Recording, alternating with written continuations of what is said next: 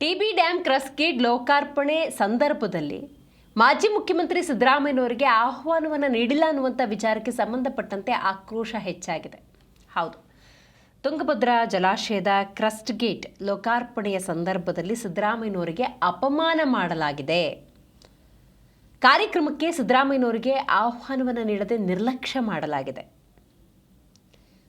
ಸಾಮಾಜಿಕ ಜಾಲತಾಣಗಳಲ್ಲಿ ಸಿದ್ದರಾಮಯ್ಯ ಅಭಿಮಾನಿಗಳು ತಮ್ಮ ಬೇಸರವನ್ನು ವ್ಯಕ್ತಪಡಿಸಿದ್ದಾರೆ.